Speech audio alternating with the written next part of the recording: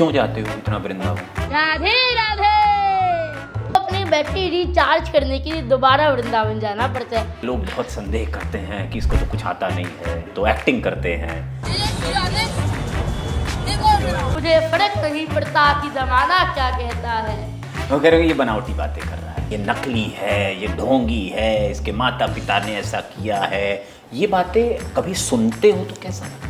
मुझे किसी को प्रूफ नहीं करना। शिकारी आएगा, जाल फंसाएगा, उस पर फंसना नहीं है। समझते हो सोशल मीडिया क्या होता है? सोशल मीडिया की लोकप्रियता का अनुभव अच्छा है, लेकिन कभी कभी ट्रोलिंग भी होती है। ट्रोलर्स को क्या जवाब? मुझे कमेंट देखने के लिए मना कर रखा है। मैं कोई ज्ञानी नहीं हूँ। पर इसी चीज की तो दिक्कत है। मर्सिडीज में क्यों चलते हो? क्यों 20,000 का या पता नहीं 2 लाख का बैग लेते हो? आपकी कुछ वीडियो से ऐसा लगता है कि आसपास बॉडीगार्ड चल रहे हैं, लोग पांव छू रहे हैं, फूल डाल रहे हैं। स्पेशल वाली फीलिंग आती है? नमस्कार, धर्म कर्तव्य परंपरा और मर्यादा के इस साक्षात्कार सीरीज में आपका स्वागत है। धर्म क्या होता है? धर्म किया कैसे जाता है? धर्म के मार्ग पर चला कैसे जाए? आज जब हम इस नए समय में बैठे हुए हैं, और जब मैं नया समय कहता हूं तो थोड़ा समझिएगा, 2025 चल रहा है, एआई का ज़माना है, चैट जीपीटी से हम बहुत सारी अपनी शंकाओं का समाधान कर रहे हैं, गूगल से एक कदम हम आगे आ चुके हैं। तो सोशल मीडिया के प्रभाव के कारण हमें धर्म को समझने में काफ़ी मदद भी मिल रही है और उलझन भी हो रही है। सोशल मीडिया पे जो धर्म के अंश या वीडियो या जिस तरह के लेख या जिस तरह की मीम्स आ रहे हैं, उससे कई बार धर्म को लेकर हमारे मन में बहुत सारे सवाल खड़े होने लगते हैं। जाहिर है ये सारे सवाल किसी व्यक्तित्व को लेकर होते हैं, क्योंकि एक व्यक्तित्व के इर्द गिर्द बहुत कुछ हो रहा होता है। कभी पॉजिटिव चीज़ें होती हैं, कभी नेगेटिव चीज़ें होती हैं।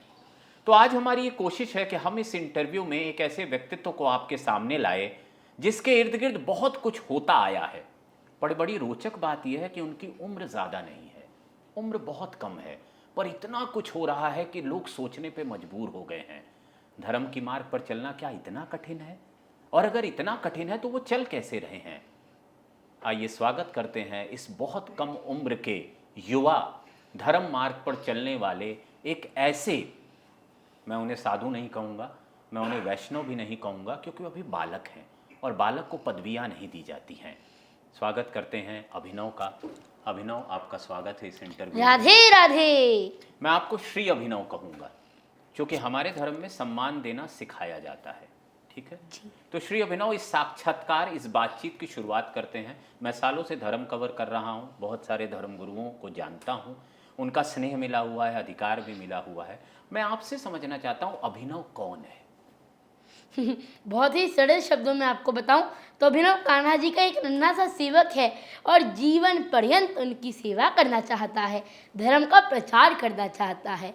हालांकि उसके रास्ते में बहुत सारी परेशानियां आती है, बहुत सारी रुकावटें आती है, 4 लोग उसका विरोध भी करते हैं, लेकिन वो कभी रुकता नहीं है और ना ही रुकेगा। तो अभिनव, अभी तो बहुत कम उम्र है, तो ये जो सेवा का भाव मन में आया वो कैसे आया? खुद से आ गया? सपने में आ गया? कैसे हुआ? वो सेवा का भाव कहाँ से आया? जब भगवान की इच्छा होती है, भगवान हर किसी को अपना भक्त बना देते हैं। तो राधा रानी की समझिए कि मुझ पर कृपा है कि उन्होंने मुझे अपना भक्त बनाया, मुझे लगन लगा दी। मेरा सौभाग्य है कि भगवान ने मुझे अपना भक्त बनाया है, मुझे अपने चरणों की सेवा दी है। बिल्कुल, चरणों की सेवा दी है। देखो, आप सेवा को समझना पहले, ठीक है? बिल्कुल। हमारे धर्म में, हिंदू धर्म में, जब कोई भी धार्मिक होता है ना, तो उसकी एक शुरुआत होती है। या तो घर का माहौल धार्मिक होता है, जो कि अब सोशल मीडिया से पता है कि शायद ऐसा नहीं था, लेकिन आपके मन में, आप तो अब, आपकी उम्र बहुत कम है, लेकिन आपके मन में वो प्रेरणा कब जगी? कब लगा कि नहीं, मुझे राधा रानी से प्रेम है, कृष्ण से प्रेम है, शंकर जी से प्रेम है, राम से प्रेम है? कोई कुछ याद है? मैं दादू की उंगली पकड़ देता था कि मुझे मंदिर लेके जाओ, और मैं वहाँ का वातावरण देख के बहुत खुश होता था।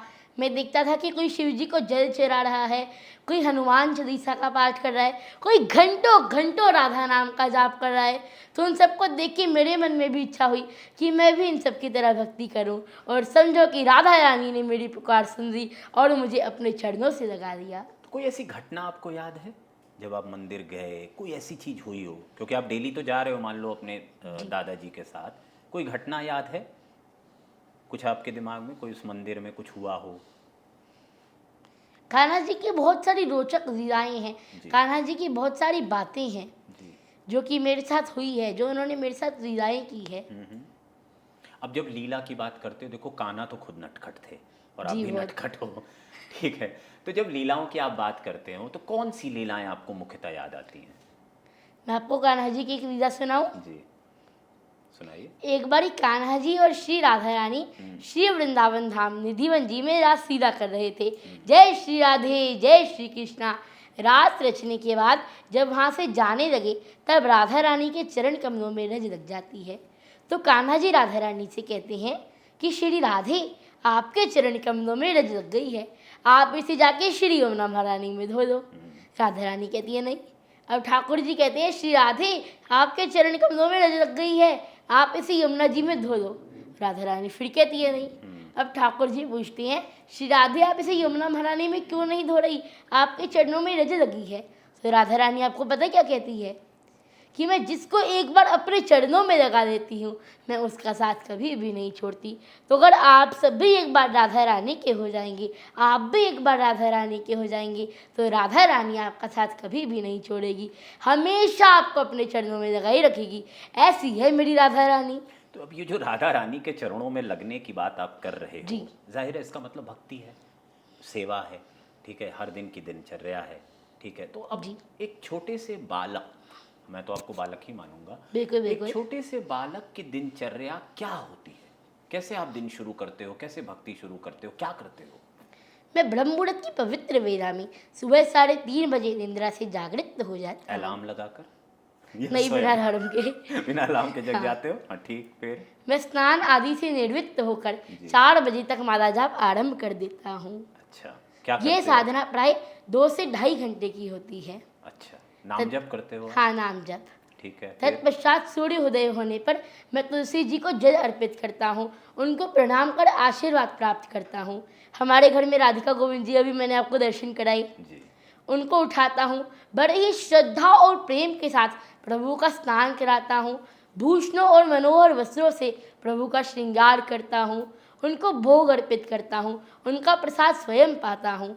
प्रभु सेवा के उपरांत अपने शिक्षा रूपी विद्यालय हेतु, अपने शिक्षा रूपी साधना हेतु अपने विद्यालय की ओर अग्रसर हो जाता हूँ।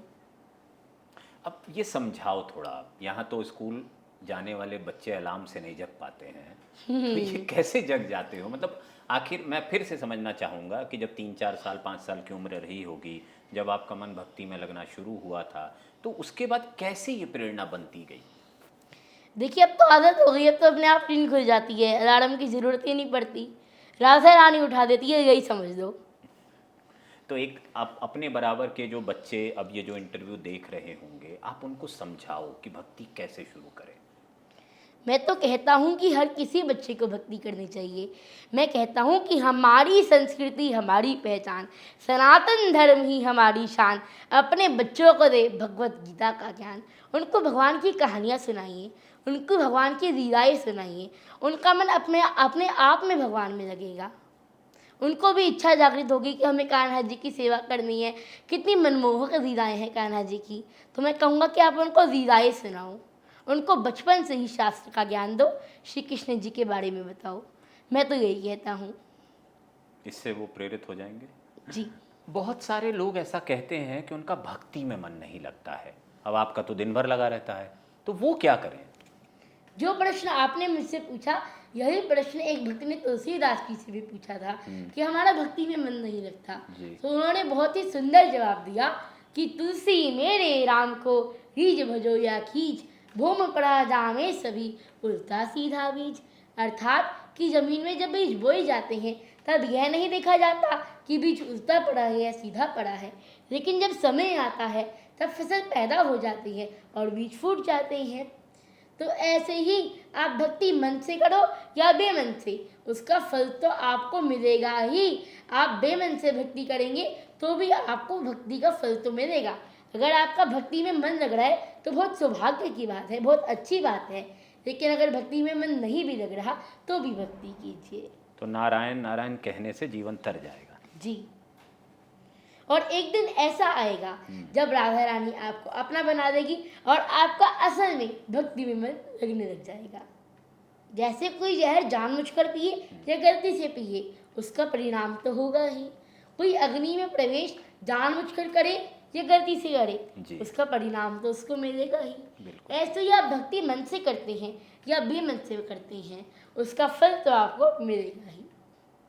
तो अब मुझे बताओ, मैं फिर से अभी परिवार पे आऊँगा, क्योंकि देखो इस इंटरव्यू को करने के पीछे का एक उद्देश्य ये है कि हम लोगों को समझा पाएँ अभिनव कौन है। तो आपके दादाजी धार्मिक प्रवृत्ति के थे, आप उनके साथ मंदिर जाते थे, परिवार में और कैसा माहौल था जो आपको लगा, किस तरह का इन्वायरमेंट था?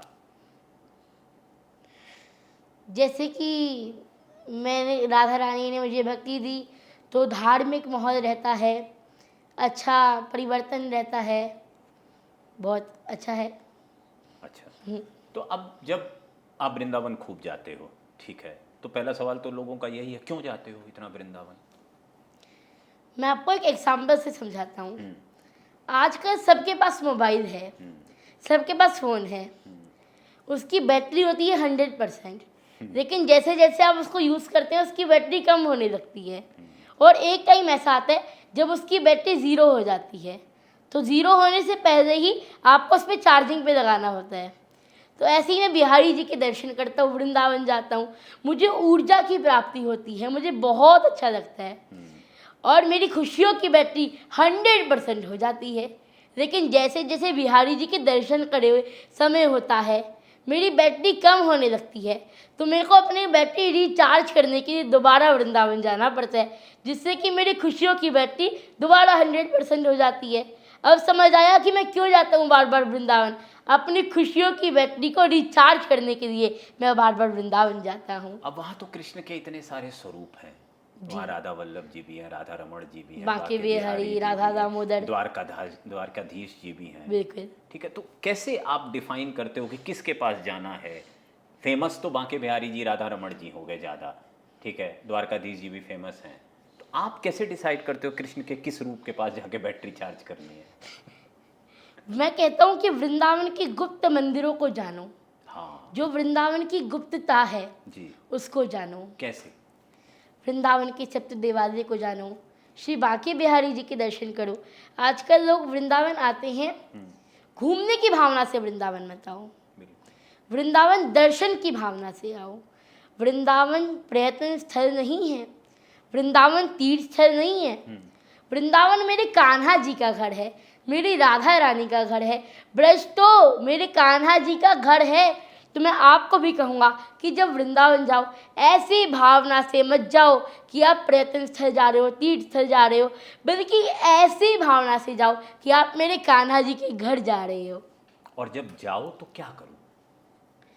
वृंदावन में पहुंचकर वहाँ की धरती को दंडवत करो, वहाँ की धरती को प्रणाम करो, राधा रानी को धन्यवाद करो कि राधा रानी आपने हम पर कृपा करी, आपने मुझे अपने धाम, अपने घर वृंदावन बुलाया। वहाँ के वृक्षों का आनंद लो, वहाँ के वृक्षों से गले लगो। और हाँ, वृंदावन जाओ तो वहाँ की रज से लौटो। ब्रज की रज बहुत महत्वपूर्ण है भैया। ब्रज की रज वो है जिसे स्वयं राधा कृष्ण की चरण धूलि समझ लो जी। तो ब्रज की रज में लौटो, वृंदावन के संतों के दर्शन करो, रसिकों के दर्शन करो, वहाँ के गुप्त रहस्यों को जानो। वहाँ के जो मंदिर हैं, बांके बिहारी जी के दर्शन करो, श्री राधा रमण लाल के दर्शन करो, श्री राधा वल्लभ लाल के दर्शन करो, आपको आनंद की प्राप्ति होगी। और ऐसा आनंद भैया आपको नहीं मिल सकता कहीं भी। अब आप तो बहुत बार गए हैं, सैकड़ों बार शायद गए होंगे, और बहुत सारे लोग तो ये भी मानते हैं कि आप वृंदावन ही रहते हो। तो अब मुझे ये बताओ कि जब आप दर्शन करने जाते हो, क्योंकि हम आम लोग जो दर्शन करने 6-7 लाख लोग डेली वृंदावन जाते ही हैं, वीकेंड्स पे और ज़्यादा जाते हैं, तो ये लोग तो जाते हैं, दर्शन करते हैं, प्रसाद लेते हैं, चले जाते हैं। पर आप में जिसमें भक्ति बहुत पहले से जग चुकी थी और आप सारे स्वरूपों को भी जानते हैं, तो आप जैसा भक्त जब दर्शन करता है तो क्या मांगता है? मैं तो कहता हूँ कि बिहारी जी से और कुछ मांगो मत मांगो, बिहारी जी से बिहारी जी को ही मांगो। बाकी सब तो नारायणी सेना है, अगर बिहारी जी से बिहारी जी को ही मांग लिया तो आपको सब कुछ मिल जाएगा। मैं बिहारी जी में देखता हूँ लोग बिहारी जी से मांग रहे होते हैं, मुझे धन दे दो, बंगला दे दो, बड़ी गाड़ी दे दो, बड़ा घर दे दो। ये क्या मांग रहे हैं आप बिहारी जी से? अरे ये तो नारायणी सेना है। अगर बिहारी जी से मेरे बिहारी जी को मांग दिया तो नारायणी सेना तो अपने आप ही आ जाएगी। दोनों हाथ खड़ के बोलो कि बिहारी जी मेरे हैं और मैं बिहारी जी का हूँ। तो अब यहाँ एक और सवाल आता है, जी। राधा रानी, बिहारी जी, सरल शब्दों में कृष्ण कौन है? भव्या अंकल, ये केवल एक प्रश्न नहीं है, एक यात्रा है। कृष्ण को जानना मतलब जीवन के हर रंग को समझना है। कृष्ण केवल एक देवता नहीं है, कृष्ण नीले आकाश जैसे अनंत, वृंदावन की बांसुरी जैसे मधुर और कुरुक्षेत्र की गीता जैसे गंभीर है। कृष्ण का अर्थ है पूर्णता। जहाँ बाल कृष्ण है जो माखन चुराते हैं, वहीं युवराज कृष्ण जो राधा रानी के मन को चुराते हैं, और वहीं योगेश्वर कृष्ण जो अर्जुन जी को मोक्ष का मार्ग दिखाते हैं। गोपियों के संग कृष्ण प्रेम के पराकाष्ठा हैं। कंस के विरुद्ध कृष्ण अधर्म के विनाशक हैं, और गीता के उपदेशक कृष्ण ज्ञान के प्रकाश स्तंभ हैं। वो युद्ध में भी करुणा है, विरह में भी मुस्कान है। वो द्वारिका के राजा हैं पर वृंदावन के ग्वाली हैं। कृष्ण वो है जो हर युग में आते हैं, हर हृदय में बसते हैं और हर प्रेम में खिलते हैं। वाह, वो है मेरे कान्हा। बहुत सुंदर। राधा कृष्ण कन्हैया लाल की जय। राधा रानी, प्रेम की पराकाष्ठा, आत्मा की पुकार और भक्ति की सबसे कोमल अभिव्यक्ति है। वो कृष्ण की प्रेयसी ही नहीं, कृष्ण की आत्मा है। राधा रानी वो है जिन्होंने कभी सिंहासन नहीं मांगा, मगर हर भक्त के हृदय में रानी बनकर विराजती है। राधा रानी वो है जिनके नेत्रों में विरह की अग्नि जलती थी, मगर होठों पर सदैव कृष्ण नाम ही रहता था। राधा रानी भक्ति की अभिष्ठात्री, प्रेम की अधिपति और कृष्ण की अनंत छाया है। बोलो राधे राधे। आप भी बोलो भैया। राधे राधे। तो देखो, अब धीरे धीरे हम उस मूल तत्व पे पहुंच रहे हैं, क्योंकि भले आपका बालक मन है, और हमारे हिंदू धर्म में ये माना जाता है कि प्रारब्ध होते हैं, यानी पिछले जन्म के संचित कर्म होते हैं, तब हम किसी रूप में प्रकट होते हैं, पैदा होते हैं, जिस भी घर में पैदा हों, लेकिन ज्ञान पिछले जन्म से चला आ रहा होता है। बिल्कुल। और आपको लेकर सोशल मीडिया पे बहुत संदेह है, बहुत सारा। ठीक है, लोग बहुत संदेह करते हैं कि इसको तो कुछ आता नहीं है, ठीक है, ये तो एक्टिंग करते हैं। तो जब ऐसी बातें कही जाती, एक्टिंग करते हो आप? कोई भगवान के सामने एक्टिंग करेगा? ये कहाँ तक मुमकिन है? लोगों का तो काम है कहना, और मैं अपनी भाषा में कहूँ तो मुझे फर्क नहीं पड़ता कि ज़माना क्या कहता है। और जिनके लिए मैं सच्चा हूँ, यानी कि मेरे प्रभु, वो तो सब जानते हैं। तो आपको ये यकीन है कि प्रभु चूंकि सब जानते हैं, इसलिए आपको भय नहीं लगता? नहीं, बिल्कुल भी नहीं। जहाँ डर है वहाँ विश्वास कैसा, और जहाँ विश्वास है वहाँ डर कैसा। तो ये जो फर्क नहीं पड़ता है, बिल्कुल मैं भी तो नहीं नेक्स्ट पड़ता लेवल है। हाँ, तो वो फर्क नहीं पड़ने की जो अवस्था है आपकी, ठीक है, उसके पीछे क्या मूल भाव है? एक तो आपने कहा कि भाई भगवान आपके साथ हैं, बिल्कुल। लेकिन अभी बहुत सारे जो लोग देख रहे होंगे ना, उनको अभी भी फर्क पड़ रहा होगा। वो कह रहे होंगे ये बनावटी बातें कर रहा है। तो ऐसा कैसे अब सिद्ध करूं? मैं क्योंकि सिद्ध नहीं कर सकता, आप ही को सिद्ध करना है कि नहीं, मैं भक्ति के मार्ग पे हूं और मैं सही हूं। मुझे किसी को प्रूफ नहीं करना, मेरे कान्हा जी सब जानते हैं। तो अब थोड़ा सा आते हैं आपके निजी जीवन पे। जी। ठीक है, स्कूल जाते हो आप? जी, मैं विद्यालय जाता हूँ। अब मैं स्कूल का नाम नहीं पूछूंगा, किस क्लास में पढ़ते हो आप? 6वीं कक्षा में पढ़ता हूँ। क्या पढ़ाया जाता है आपको? सब्जेक्ट्स पढ़ाए जाते हैं, हिंदी, इंग्लिश, मैथ्स, कंप्यूटर, ये सब पढ़ाया जाता है। और सबसे फेवरेट सब्जेक्ट? हिंदी। हिंदी आपकी फेवरेट जी। सब्जेक्ट है। तो अब जो स्कूल में पढ़ाया जाता है, और चूंकि साथ साथ में आप एक भक्ति के मार्ग पे, वहाँ भी आपको पढ़ना पड़ता होगा, तो दोनों में बैलेंस कैसे बनाते हो आप? राधा रानी की कृपा से मैं आध्यात्मिक ज्ञान और भौतिक ज्ञान दोनों ही बैलेंस कर पाता हूँ। कृपा है राधा रानी की, क्योंकि आध्यात्मिक ज्ञान और भौतिक ज्ञान दोनों ही बहुत ज़रूरी हैं। हाँ, ये जो बहुत ज़रूरी आप कहते हो, तो आजकल के जो माँ बाप हैं बहुत कंफ्यूज्ड हैं, क्योंकि बच्चे दिन भर मोबाइल पे लगे रहते हैं, गेम्स देखते हैं, डिस्ट्रैक्ट बहुत होते हैं, भगवान में उनका मन नहीं लगता है। तो उन बच्चों और उन माँ बाप के लिए क्या कहोगे आप? आप उनको कान्हा जी के बारे में बताइए, आप उनको राधा रानी के बारे में बताइए, ताकि वो हमारे सनातन संस्कृति को जान सकें, हमारी भगवत गीता को जान सकें, तो अभी जो देख रहे कृष्ण को जान हैं, सकें। अभी जो देख रहे हैं, अब माँ बाप को भी तो पढ़ना पड़ेगा ना बताने के लिए, आपका वीडियो देखना पड़ेगा। तो आप बताओ थोड़ा कि कौन है ये कृष्ण जिनको जानना ज़रूरी है, और अब जीवन में आध्यात्म कैसे ला सकते हो आप? कान्हा जी की भक्ति करनी चाहिए, कान्हा जी की लीलाओं का सुनना चाहिए, हमारे ग्रंथों को पढ़ना चाहिए, सनातन के ग्रंथों को पढ़ना चाहिए, कथा सुननी चाहिए, हरि लीला का सुनना, हरि लीला का श्रवण करना चाहिए। अब आपके मम्मी पापा तो इतने मॉडर्न हैं, और बहुत सारे मॉडर्न लोग को लगता है ये सब दकियानूसी चीज़ें हैं, क्या करना है ये सब रिलीजन करके, फिर उनके लिए क्या जवाब है? अरे आप भक्ति तो करके देखिए, आप राधा रानी की भक्ति तो करके रखी देखिए, आपका भक्ति में अपने आप मन लग जाएगा। तो अब थोड़ा सा बढ़ते हैं भगवत गीता की ओर। भगवत गीता आपने पढ़ी है या जी। पढ़ रहे हैं? हाँ, मुझे गीता के कई श्लोक याद है। तो क्या उनका मर्म क्या है, मतलब एक बालक के लिए भगवत गीता क्या है? भगवत गीता वो है जो कान्हा जी ने अर्जुन जी को ज्ञान दिया, जो मोक्ष का मार्ग दिखाया, वो है श्रीमद् भगवत गीता। भगवत गीता में हमें सिखाते हैं श्री कृष्ण कि कर्म करो, फल की चिंता मत करो, क्यों व्यर्थ की चिंता करते हो, किससे डरते हो, कौन तुम्हें मार सकता है, आत्मा ना पैदा हुई ना मरती है, खाली हाथ आए थे खाली हाथ जाओगे। तो गीता के कुछ श्लोक सुनाइए। अथ चेत्त्वमिमं धर्म्यं संग्रामं न करिष्यसि, ततः स्वधर्मं कीर्तिं च हित्वा पापमवाप्स्यसि। अर्थात कि भगवान कृष्ण अर्जुन जी से कह रहे हैं, अगर तुम युद्ध नहीं करोगे तो तुमने अभी तक जितना भी कीर्ति यश अर्जित किया है तुम उसको खो दोगे।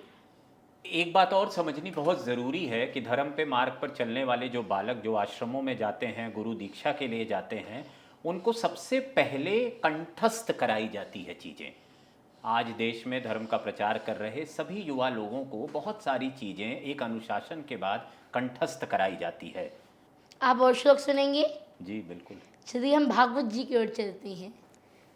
नारायणं नमस्कृत्य नरं चैव नरोत्तमं देवी सरस्वती व्यास ततो जयमुदीरयेत्। सच्चिदानन्दरूपाय विश्वोत्पत्त्यादिहेतवे तापत्रयविनाशाय श्रीकृष्णाय वयं नुमः।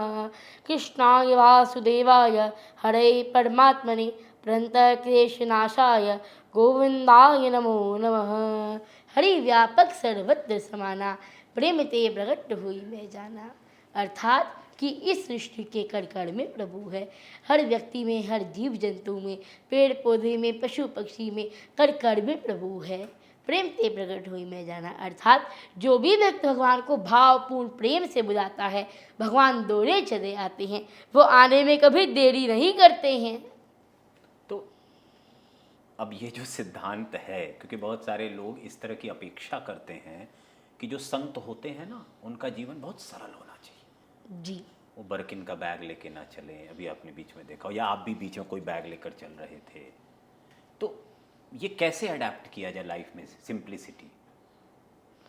मैंने कभी भी खुद को संत नहीं कहा है, मैं कान्हा जी का एक नन्हा सा सेवक हूँ। नहीं, आपकी बात नहीं हो रही है, मैं इन जनरल कह रहा हूँ कि जब हम भक्ति के मार्ग पे चलते हैं तो सिंप्लिसिटी को कैसे अडेप्ट करें, सिंपल कैसे रहें। चलो मैं थोड़ा और से पूछता हूँ कि जब आप भक्ति के मार्ग पे चलते हैं तो क्या अंदर से ये भाव आता है कि मैं सब कुछ छोड़ दूँ, मैं खाली भगवान का नाम लूँ? नहीं, ऐसा नहीं, ऐसा किसी शास्त्र में नहीं लिखा कि भक्ति करने के लिए सब कुछ छोड़ना पड़ता है। आप भगवान की भक्ति कीजिए, पूजा पाठ कीजिए और साथ साथ अपने कर्म भी कीजिए। कहा है ना हमारे संतों ने, काम करते चलो, नाम जपते चलो, हर समय कृष्ण का ध्यान करते चलो, याद आएगी उनको कभी ना कभी, कृष्ण दर्शन तो देंगे कभी ना कभी। आप अपना कर्म भी करते चलिए और साथ साथ कृष्ण की भक्ति भी करते चलिए। फिर एक दिन ऐसा आएगा जब कृष्ण आपको अपना देंगे, आपको अपने दर्शन दे देंगे। दोस्त हैं आपके? जी, कृष्ण मेरे लिए सब कुछ है। मेरे माता पिता बंधु सखा सब कुछ है मेरे करना। स्कूल में दोस्त हैं? स्कूल सच में? बताऊं तो मेरे बहुत ही कम दोस्त हैं, क्योंकि हर रिश्ता समय मांगता है और मेरा अधिकतर समय मेरे कान्हा के साथ ही बीतता है। तो स्कूल में जो बच्चे आपसे दोस्ती, थोड़ी बहुत भी दोस्ती है, तो वो ये सब बातें समझते हैं? ये सवाल इसलिए है कि आपके उम्र का एक बच्चा क्या इतनी गहरी बातों को समझ सकता है? देखिए, एक सच्चा दोस्त क्या होता है? जो कि आपको सही राह दिखाए, आपका सुख दुख में साथ दे और आपके साथ मस्ती भी करे। ये सब मुझे मेरे कान्हा जी ही दे देते हैं, तो वही तो हुए मेरे परम मित्र, मेरे सबसे प्रिय मित्र। और मम्मी पापा से कैसा है? डांट वाट पड़ती है? हाँ जी, ऐसे कोई माता पिता है ही नहीं जिसने अपने बेटे को डांटा ना हो, अपने पुत्र को डांटा ना हो। किस बात पे डांट पड़ती है? भक्ति ना करने पर, खाना ना खाने पर, कपड़े सही से ना पहनने पर, होमवर्क नहीं करने पर? डांट पड़ती है। किस बात पे? सीक्रेट है? कोई बात नहीं, आगे बढ़ते हैं, ठीक है। तो अब ये समझाइए, अब आते हैं थोड़ा सोशल मीडिया पे, क्योंकि ना सब ये भी सोशल मीडिया पे जाएगा इंटरव्यू, मजबूरी है डालना। हाँ, मजबूरी है, वरना नहीं डालते हैं। अगर कहीं और डलता तो सोशल मीडिया पे नहीं डालते। और कमेंट ऑन भी रखना पड़ेगा मुझे, तो ठीक है। तो सोशल मीडिया आप समझते हो सोशल मीडिया क्या होता है? मैं इंस्टाग्राम नहीं देखता। आप खुद का मैं इंस्टाग्राम सोशल नहीं मीडिया देखते? नहीं देखता। हाँ, आप नहीं देखते हो? नहीं। तो आपको मैं बस प्रभु की दीदाई, प्रभु की कथा श्रवण करने के लिए यूज करता हूँ। तो अब ये जो सोशल मीडिया पे आपको लेकर लड़ाई है कि नहीं ये नकली है, ये ढोंगी है, इसके माता पिता ने ऐसा किया है, ये बातें कभी सुनते हो तो कैसा लगता है? बुरा लगता है, लेकिन मैं उसको नज़रअंदाज करने की कोशिश करता हूँ। मैया और पिताजी सकारात्मक रहने की प्रेरणा देते हैं। हाँ, वो क्या सिखाते हैं? बहुत सारे लोग ये भी जानना चाहते हैं, सिखाते क्या है वो? उन्होंने मुझे कमेंट देखने के लिए मना कर रखा है। मेरे पिताजी मुझे एक ही बात कहते हैं कि शिकारी आएगा, जाल फंसाएगा, उसमें फंसना नहीं है। कि उनका काम है कहना, वो कहते रहें। इसको हमें कभी भी दिल पर नहीं लगाना चाहिए। तो अब बहुत सारे लोग तो ये भी और ट्रोलिंग से हमें सहन शक्ति मिलती है। तो कितना आपको पता लगता है कितनी ट्रोलिंग हुई? क्योंकि अब तो टीवी पे भी चलते हो, एंटरटेनमेंट शो में भी जाते हो आप। हाँ जी। तो ऐसी जगहों पे जब आप जाते हो तो कैसा लगता है? मैं वहाँ पर राधा रानी की बात करने के लिए, धर्म का प्रचार करने के लिए जाता हूँ। मुझे बहुत ही अच्छा लगता है। तो लोग जब आपके प्रति बहुत अच्छा भाव प्रस्तुत करते हैं जी, तो आपको लगता है आप स्पेशल हो? मुझे खुशी होती है, पर मैं वो खुशी कान्हा जी के चरणों में, अपनी राधा रानी के चरणों में समर्पित पर कर वो जो देता हूँ। फीलिंग होती है, देखो हम क्या है ना श्री अभिनव, कि हम कलयुग में हैं। यहाँ मोह जी। माया सब कुछ है हमारे आसपास। बिल्कुल। और हम जब स्पेशल फील करते हैं ना, क्योंकि आपके कुछ वीडियोस से ऐसा लगता है कि आसपास बॉडीगार्ड चल रहे हैं, लोग पाँव छू रहे हैं, फूल डाल रहे हैं, तो स्पेशल वाली फीलिंग आती है? नहीं, मैं किसी को पाँव नहीं छूने देता कि मैं कौन हूँ। मैं कान्हा जी का एक नन्हा सा भक्त हूँ, उन्हीं से आशीर्वाद देने को मैं कहता हूँ। तो जब आप जैसे अब फेमस भी हो, लोग तो पहचानते ही हैं ना। जी जी। तो इसकी प्रॉब्लम्स क्या क्या हैं? पार्क नहीं जा पाते हो, पिज़्ज़ा नहीं खा पाते हो, क्या फेमस होने की क्या क्या दिक्कतें आपको लगती हैं? लोकप्रियता कभी कभी आपकी प्राइवेसी छीन लेती है। तो किस तरह की प्राइवेसी? इसलिए पार्क में जाने की जगह मैं अपनी टेरेस पर ही घूमता हूँ और खेलता हूँ।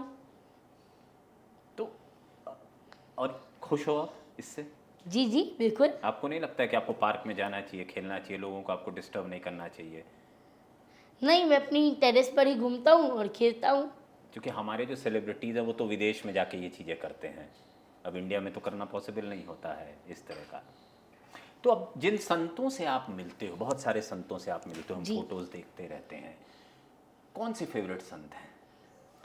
सभी संत, सभी कथावाचक मुझे सबसे प्रिय है। वो हमारे आदरणीय हैं, हमारे पूजनीय हैं, और सभी संतों के चरणों में मेरा दंडवत प्रणाम है। जैसे कल आप रामभद्राचार्य जी से मिले थे, जी। और एक वीडियो उससे पहले वायरल हो गया था जिसको बहुत अलग तरीके से देखा गया था, तो कल क्या कहा महाराज जी ने आपसे? महाराज जी ने मुझे गले से लगाया और मुझे बहुत आनंद की अनुभूति हुई। तो मुझे श्री राम भद्राचार्य जी महाराज का आशीर्वाद दुलार प्राप्त हुआ, मेरा डांटा सौभाग्य नहीं है। उन्होंने? नहीं कल प्रेम दिया। जी तो अभिनव भक्ति पे आते हैं, ठीक है? जी क्योंकि ये भक्ति ना बहुत ही क्यूरियस चीज है। लोगों को लगता है प्रार्थना करना भक्ति है, लोगों को ये लगता है कि कहीं यात्रा कर ली कोई धार्मिक तो भक्ति हो गई, लोगों को लगता है मंत्र जाप भक्ति होती है। आप सतत भक्ति करते हो, ये क्या होती है? सतत भक्ति करके कैसे परिवर्तन महसूस होते हैं? सतत भक्ति का परिवर्तन बहुत गहरा होता है। जी। जैसे धरती पर ओस गिरती है, उसकी आवाज नहीं आती, लेकिन वो हर कण को शुद्धता का एक स्पर्श दे जाती है। ऐसे ही कोई भक्ति भाव में डूबता है, उसकी बाहर की दुनिया तो वैसे की वैसे ही रहती है, लेकिन अंदर की दुनिया बदलने लगती है। सतत भक्ति का परिवर्तन ऐसा नहीं है कि संसार बदल देता है, बल्कि हम संसार को प्रेम, क्षमा और करुणा की आंखों से देखना सीख जाते हैं।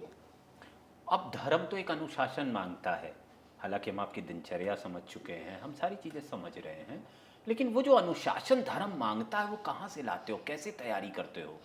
अनुशासन कोई बाहर की बेड़ी नहीं है, बल्कि अंदर की एक आग है। राम जी ने वनवास को अपमान नहीं बल्कि पिता की आज्ञा समझा।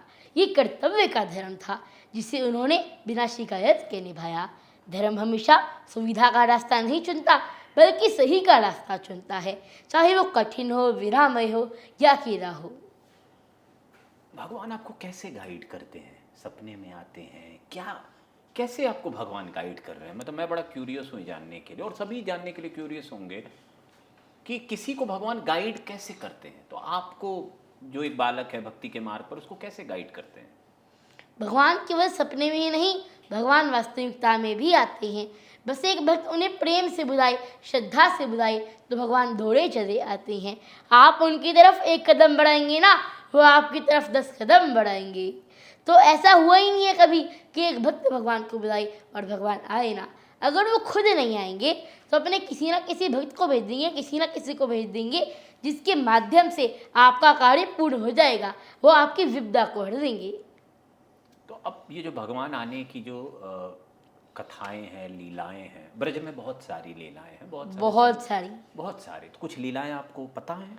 जी बिल्कुल। जी बताइए। मैं आपको राधा रमण जी की लीला सुनाऊं, ब्रज के सबसे छोटे ठाकुर की। एक बार राधा रमण जी के नए वस्त्र बनकर आए और बिल्कुल उन्हीं के माप के बनकर आए जिन माप के राधा रमण जी पहनते थे। तो गोस्वामी जी राधा रमण जी को वो वस्त्र पहनाने लगे, लेकिन राधा रमण जी तो वो वस्त्र पहनने का नाम ही नहीं ले रहे थे। बाहर भक्तजन कब से इंतजार कर रहे थे, दर्शन आरती का समय भी हो चुका था, लेकिन राधा रमण जी तो वस्त्र पहन ही नहीं रहे थे। बाहर खड़े एक वृद्ध गोस्वामी जी ये सब देख रहे थे, तो वो अंदर आए और उन्होंने उपस्थित गोस्वामी जी से प्रार्थना करी कि आप बाहर चले जाइए, और वो राधा रमण जी के पास आ गए। उन्होंने उंगली दिखा के ऐसे कहा कि हे राधा रमण, अगर तुमने अब भी वस्त्र धारण नहीं किए ना, तो मैं सबके सामने तुम्हें निर्वस्त्र ही खड़ा कर दूंगा। अब राधा रमण जी ने भयभीत होकर कि सबके सामने हम मुझे निर्वस्त्र ही ना खड़ा कर दे, एक ही बारी पर वस्त्र पहन दिए। अब देखो हमारे राधा रमणदास लाड़ा रूप में हैं, हमारे राधा रमणदास बाल्य रूप में हैं। वो आज भी अपनी नटखट लीलाओं से हम सबको आनंदमय कर देते हैं, हम सबको भाव विभोर कर देते हैं। एक 9 साल के बालक को धर्म के मार्ग पर चलने में क्या क्या दिक्कत आती है? देखिए, शुरुआत में दिक्कत नहीं आती है जी। दिक्कत एक समय के बाद आती है, जब लोग आपको जानने लगते हैं। समाज में 2 तरह के लोग हमेशा रहते हैं। एक वर्ग जो आपका उत्साह बढ़ाता है, आपको सहयोग करता है, आपका समर्थन करता है, और दूसरा वर्ग जो आपकी कमियां निकालने के लिए किसी भी हद तक चला जाता है। उनको एक बच्चे की भक्ति से दिक्कत होने लगती है। नहीं, ये तो बात तब हुई जब लोग जानते हैं। अब मान लीजिए कोई एक सामान्य बालक है जो भक्ति की राह पे चल रहा है, जैसे कोई नहीं जानता है, तो जो प्रैक्टिकल दिक्कतें हैं खुद के लेवल पे, जैसे एक दिक्कत है मैं सो के उठ ही नहीं पाता हूँ, मेरी नींद ही नहीं टूटती है, मुझे याद नहीं होता है। मान लीजिए मैं गीता के श्लोक याद करूँ, मुझे याद ही नहीं होता। ऐसी क्या दिक्कतें आपको फेस करनी पड़ी? कुछ याद हो जो? इससे ज़्यादा क्या ही कहूँ इस पर। और वो कौन सी एक बात है जो भगवान को आपसे जोड़ती है? वो कनेक्शन क्या है? विश्वास। अगर विश्वास ही नहीं होगा तो भगवान आएंगे कैसे? अगर विश्वास है तो सब कुछ है, और अगर विश्वास नहीं है तो कुछ भी नहीं है। शबरी नहीं आई थी राम के पास, राम आए थे शबरी के पास, क्योंकि उनका विश्वास था कि मेरी झोपड़ी के भाग खुल जाएंगे, राम आएंगे। तो आपको भी विश्वास होना चाहिए। कुछ लोग क्या करते हैं, भक्ति करते हैं, थोड़ा सा दुख आ जाता है, अब उनका विश्वास डगमगाने लग जाता है, वो भगवान को कोसने लगते हैं। लेकिन नहीं, भगवान पर विश्वास करो, भगवान पर भरोसा करिए। अब ये बड़ी गंभीर बात है, विश्वास करना। तो सामान्य लोग जिनके जीवन में दुख होते हैं, और दुख तो हमेशा रहेंगे, भगवान के बिल्कुल। जीवन में दुख रहे, तो वो इस ऐसा किसी शास्त्र में ही नहीं लिखा कि आप भक्ति करेंगे तो आपके जीवन में दुख नहीं आएंगे। तो फिर अब ये विश्वास को और गहरा कैसे किया जाए? भगवान के प्रति विश्वास होना चाहिए, उनकी श्रद्धा, समर्पण होना चाहिए। उससे मतलब ये जो दुख आएंगे वो भारी नहीं लगते हैं, क्या होता है? देखिए, दुख तो आएंगे, लेकिन भगवान की भक्ति आप करेंगे तो भगवान आपको ऐसी शक्ति देंगे कि आप उस दुख का भी सामना कर सकेंगे। व्रत करते हैं आप? जी हाँ, मैं पिछले 2.5 साल से एकादशी और सभी प्रमुख उत्सवों के व्रत करता हूँ। यह करने से मेरे मन को आध्यात्मिक शांति और सुकून की प्राप्ति होती है। लेकिन अब मैया की भी ममता है, मैया बार बार फल ले आती है, कभी दूध ले आती है। मेरे को होता है कि मैं व्रत में कुछ भी ना खाऊं, बिल्कुल अच्छे से कुछ भी ना खा कर के व्रत करूं, लेकिन मैया की ममता है, मैया कभी दूध ले आती है, कभी फल ले आती है, तो मैं भी खा लेता हूँ। बड़े होकर अभिनव क्या बनना चाहते हैं? मैं प्रभु की भक्ति करना चाहता हूँ और सनातन धर्म का प्रचार करना चाहता हूँ। कैसे? कथावाचक बन के, महामंडलेश्वर बन के, या बिना किसी पद के? कैसे? क्या एक थॉट होगा ना दिमाग में कि मैं बड़ा होके इस तरह कुछ करूँगा? मैं अपने कान्हा जी का फेवरेट बनना चाहता हूँ, अपने कान्हा जी को रिझाना चाहता हूँ। आजकल लोग एक दूसरे को रिझाने के लिए पड़े हुए हैं, पूरा जीवन बीत जाता है लेकिन वो दूसरे को रिझा नहीं पाते। तो मैं तो कहता हूँ अपने कान्हा जी को रिझाओ। मैं अपने कान्हा जी को रिझाता हूँ, मैं उनका फेवरेट बनना चाहता हूँ। अब सोशल मीडिया पे बहुत लोग को रिझा रहे हैं, ठीक है, आप भी बहुत लोग को रिझाते हो। तो सोशल मीडिया के खट्टे मीठे अनुभव क्या रहे आपके? सोशल मीडिया की लोकप्रियता का अनुभव अच्छा है, लेकिन कभी कभी ट्रोलिंग भी होती है। इससे आपको सहन शक्ति मिलती है। कोई और चीज़ जो आपको महसूस होती हो, या कभी मन किया कि सोशल मीडिया छोड़ दूं? नहीं, सोशल मीडिया के माध्यम से मैं सनातन धर्म का प्रचार करना चाहता हूँ और हमेशा ही करता रहूँगा। सोशल मीडिया का एक ही उद्देश्य है कि मैं सोशल मीडिया के माध्यम से सनातन का प्रचार करता हूँ। पहले के समय क्या होता था, लोग ढोलकी लेकर, मृदंग लेकर निकलते थे, रात भर जागरण करते थे, हरिनाम प्रचार करते थे, निकल जाते थे। लेकिन आज के समय तो ये पॉसिबल नहीं हो पाता है ना।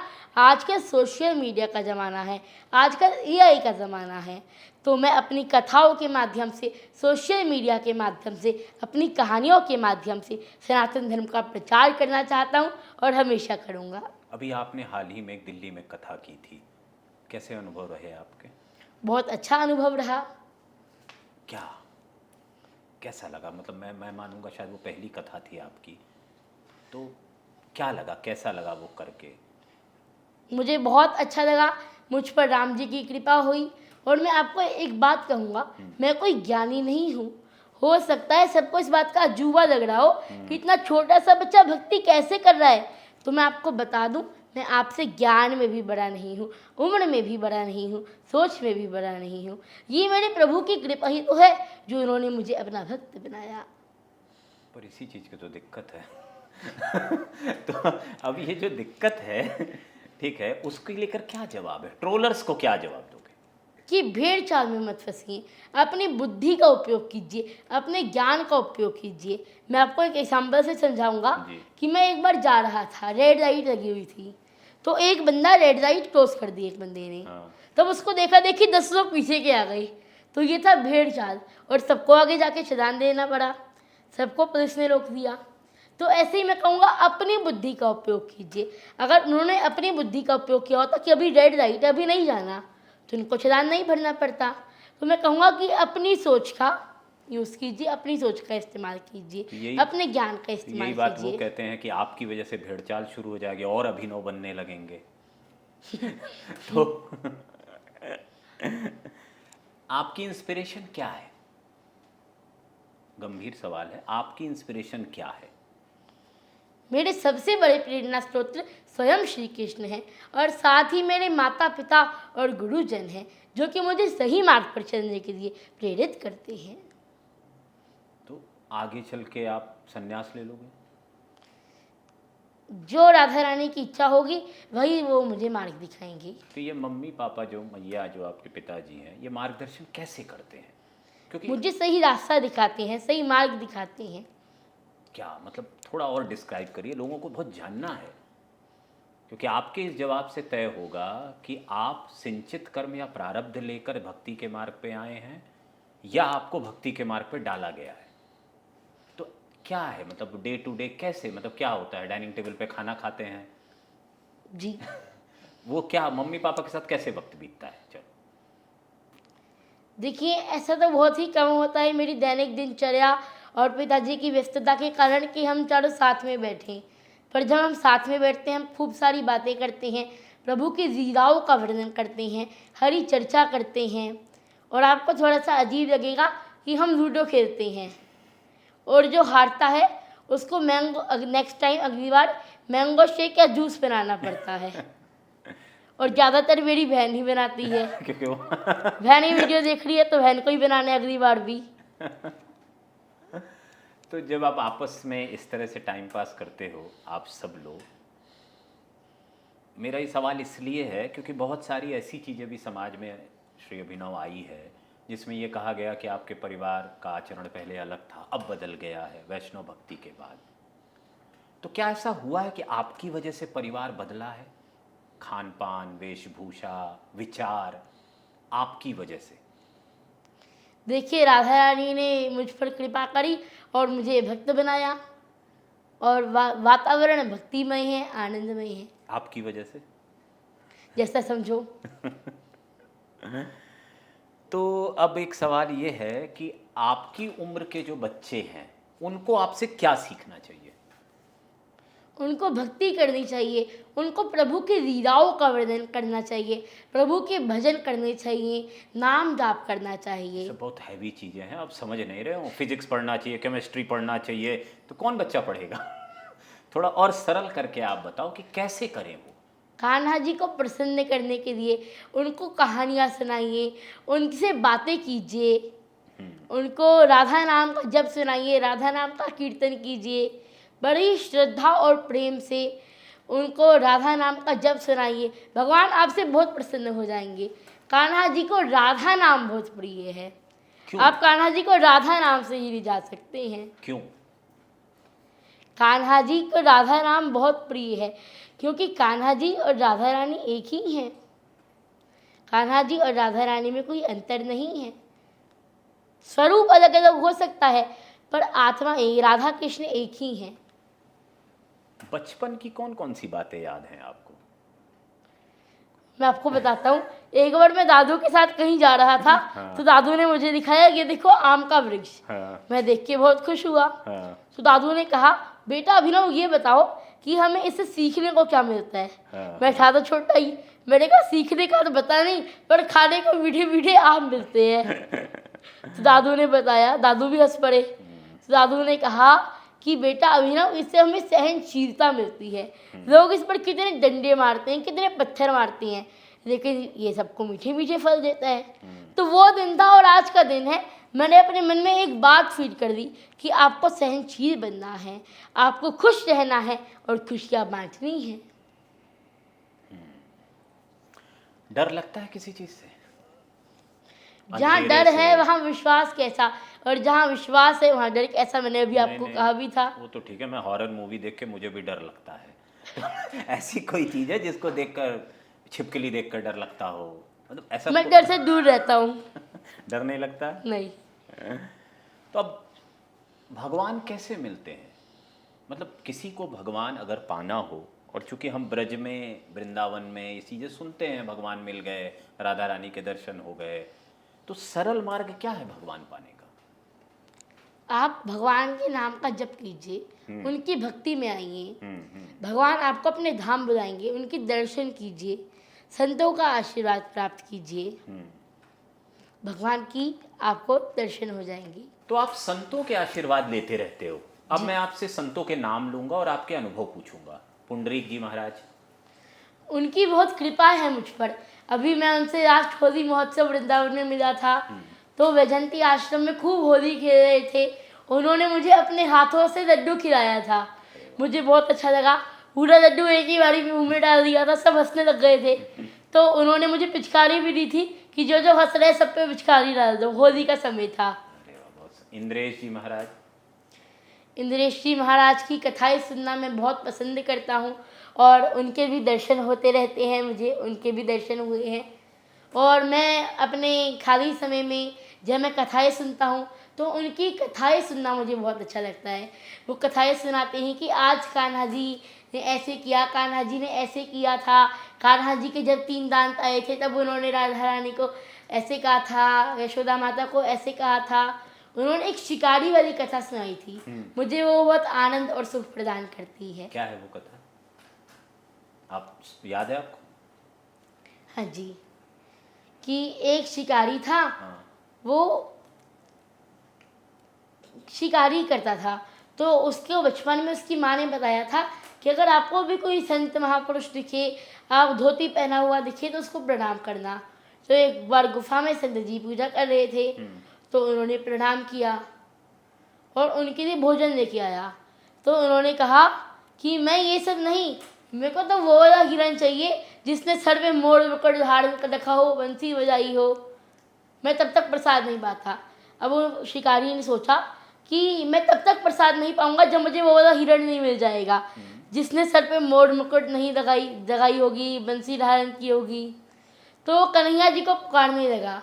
उसने गाया, कन्हैया कन्हैया पुकारा करेंगे, लताओं में ब्रज की निहारा करेंगे। कई दिन बीत गई, जब तन से प्राण ही निकलने वाले थे तब उसने सोचा कुछ खाऊं। फिर सोचा नहीं, वो गुफा में संत जी भी तो भूखे हैं। फिर कान्हा जी को पुकारने लगा कि हे मोर मुकुट वाले आ जाओ, हे बंसी वाले आ जाओ। फिर उससे कान्हा जी दिख गए। वो कान्हा जी को लेकर उन संत जी के पास आ गया। तो ऐसी कई रोचक लीलाएं सुनाते हैं श्री इंद्रेश जी महाराज। देवकी नंदन ठाकुर जी, देवकी नंदन ठाकुर जी का बहुत लाड प्यार प्रेम है मुझ पर। और वो जो मैं कुंभ में गया था, कुंभ में उन्होंने मुझसे रुद्र अभिषेक करवाया था। कई लाख शिवलिंग थे, तो मुझे आनंद की प्राप्ति हुई थी। उनसे बहुत बार दर्शन हुए हैं उनके। एक और प्रसिद्ध संत है प्रेमानंद जी महाराज जी, आप उनके यहाँ भी गए हो, तो वो क्या? साक्षात श्री राधा रानी का स्वरूप है। जी। वो संत शिरोमणि हैं। मैंने उनके दर्शन किए, उन्होंने मुझे श्री जी की माला पहनाई, मैंने उनको ब्रज के पद सुनाए और आनंद की प्राप्ति हो गई। एक और बड़े मशहूर संत हैं आजकल, बागेश्वर सरकार। आप शायद उनसे मिले नहीं हो, उनके बारे में क्या सोचते हो? उनके दर्शन मुझे नहीं हुए हैं, उनके पर प्रवचनों को मैंने सुना है और मुझे अत्यंत सुख प्रदान करता है। सभी संतजन, सभी महापुरुष मेरे लिए मार्गदर्शक हैं और सबके चरणों में मेरा दंडवत प्रणाम है। सबका आशीर्वाद मेरे लिए बहुत ही महत्वपूर्ण है। आप टीवी चैनलों पे जाते हो, अभी बीच में कोई सीरीज कुछ हमने देखा था किसी channel laughter chef. Laughter chef पे शायद आप आए थे, क्यों जाते हो? धर्म का प्रचार करने के लिए, वहाँ पर राधा नाम बांटने के लिए, राधा नाम का प्रचार करने के लिए। आपको लगता है कि इन सब जगहों पे जाके ये किया जा सकता है? बिल्कुल, हर जगह पर जाकर राधा नाम का प्रचार किया जा सकता है, जिससे कि धर्म का प्रचार हो रहा है। मुझे बहुत खुशी प्राप्त होती है कि मैं अलग अलग जगह में जा कर के धर्म का प्रचार कर रहा हूँ, श्री राधा नाम का प्रचार कर रहा हूँ। आपने हाल में ही राम कथा की, तो भगवान राम कौन है? राम केवल एक नाम नहीं, संपूर्ण जीवन दर्शन है। राम केवल एक राजा नहीं थे, वो राजा में मर्यादा, पुत्र में आज्ञा, पति में निष्ठा, भाई में प्रेम, मित्र में विश्वास और शत्रु में भी न्याय के प्रतीक हैं। राम वो हैं जो वन में राजसी ठाट छोड़कर गए, मगर वनवास में भी धर्म की लक्ष्मण रेखा कभी भी नहीं लांघी। राम वो हैं जिन्होंने बिना किसी भेदभाव के विभीषण को अपनाया और निषाद राज के गले लगे। राम वो हैं जिनके मंदिर की प्राण प्रतिष्ठा में इसी के बिना ना रह पाने वाला उनका 9 साल का भक्त अभिनव 9 दिन तक अयोध्या के एक टेंट में जमीन पर खुशी से सोता है। राम वह हैं जिनकी भक्ति में मर्सिडीज की वजह से चोर होने वाला अभिनव उनके दर्शन पाने के लिए कई किलोमीटर पैदल चलता है। मेरे दादू कहते थे कि राम केवल मंदिरों में ही नहीं चरित्र में भी बसते हैं और जहाँ जहाँ कोई संकट में भी मर्यादा का साथ देता है तब वही राम प्रकट हो जाते हैं। बोल मर्यादा पुरुषोत्तम श्री रामचंद्र भगवान की जय। जय। मर्सिडीज में क्यों चलते हो? लोग पूछेंगे ना, मर्सिडीज में क्यों चलते हो, क्यों 20,000 का या पता नहीं 2 लाख का बैग लेते हो? आप तो वैष्णव संत हो, भगत हो। लोग यही पूछते हैं, गलत नहीं पूछते हैं ना? तो जवाब दो, क्यों चलते हो? मैंने कभी भी खुद को बाल संत नहीं कहा है। मैं कान्हा जी का एक छोटा सा सेवक हूँ, उनका भक्त हूँ। नहीं, लोग भेजते हैं तो चलते हैं। नहीं, मैं आपको डिफेंड नहीं कर रहा हूँ, क्योंकि हम जिस समय में हैं उसमें धर्म पे बहुत सारे प्रश्न हैं और वो प्रश्न बहुत सारे अनावश्यक हैं। उनका कोई मोल नहीं है कि मैं धर्म करता हूँ तो मैं आईफोन क्यों रखता हूँ और ये घड़ी क्यों पहनता हूँ 1 लाख की। इससे मेरे धर्म का कोई मतलब नहीं होना चाहिए। मैं मानसिक तौर पर, हृदय के तौर पे धर्म करता हूँ, ठीक है? और मेरी राह भगवान तय कर रहा है। मैं क्या पहनता हूँ, मैं क्या बोलता हूँ, मैं किस आचरण को करता हूँ, ये सब मेरा भगवान देख रहा है। इस इंटरव्यू को देखने के बाद बहुत सारे लोगों को निराशा हुई होगी, क्योंकि मैंने कोई ऐसा सवाल नहीं पूछा जो ट्रॉलर्स सुनना चाहते थे। अभिनव हंस रहे हैं क्योंकि वो भी इस बात को समझ रहे हैं, एक 9 साल का बालक इस बात को समझ सकता है। ध्यान रखिए, मैं धर्म बहुत सालों से कवर कर रहा हूँ और मुझे इस गंभीरता का पता है। और अभिनव का ये इंटरव्यू करने की केवल इतनी कोशिश थी कि उसके अंदर जितना भी धर्म भाव है मैं उसे समझ पाऊँ। मैं ये नहीं कह रहा हूँ कि मैं आपको सब कुछ समझा दूंगा और ये वीडियो देखकर आपकी राय बदल जाएगी, क्योंकि सोशल मीडिया पे बहुत सारी धर्म की चीज़ें इस कारण हो रही हैं जिससे आप लोकप्रिय हो जाएं या पैसे कमा लें या आप अपने संदेह को दूसरों के ऊपर लादना चाहते हैं।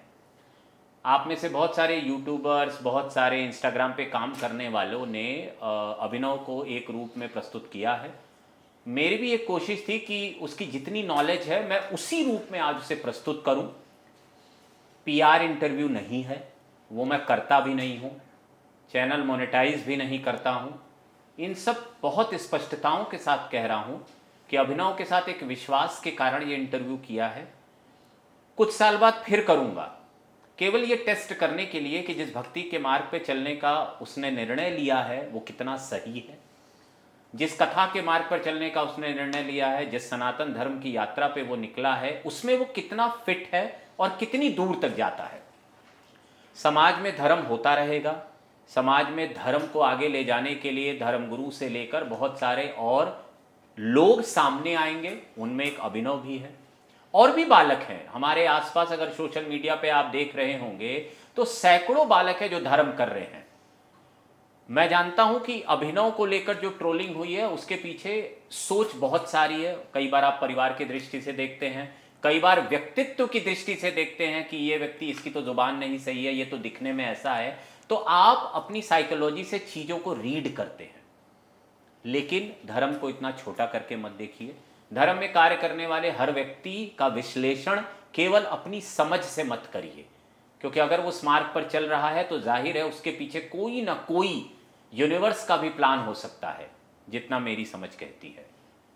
इंटरव्यू अगर अच्छा लगा हो तो बिल्कुल कमेंट करिएगा, नहीं अच्छा लगा हो तो कुछ मत करिएगा, क्योंकि आपके करने न करने से बहुत फ़र्क नहीं पड़ने वाला है। मैं धर्म के मार्ग पर चलता रहूँगा। समय समय पर धार्मिक लोगों के इंटरव्यू हर हफ्ते हमारे चैनल पे आते ही रहते हैं। आप सब्सक्राइब करेंगे तो आपकी ज्ञान में वृद्धि होगी, आप नहीं करेंगे तब भी कोई शिकायत नहीं है। हम अभिनव से लेकर और भी ऐसे व्यक्तित्वों के इंटरव्यू लाते रहेंगे, क्योंकि मैंने वो विश्वास पाया है और मैं चाहूँगा आप भी कुछ चीज़ों पे विश्वास करें। इसी के साथ इस साक्षात्कार को यहीं समाप्त करते हैं। श्री अभिनव, आपने हमें वक्त दिया, बहुत बहुत शुक्रिया। श्री राधे राधे राधे। राधे राधे। आपने खुलकर हमसे बात की, उसके लिए शुक्रिया। आप भक्ति के मार्ग पर हैं, हम भगवान से प्रार्थना करेंगे कि वो आपको सतत आगे ले जाए।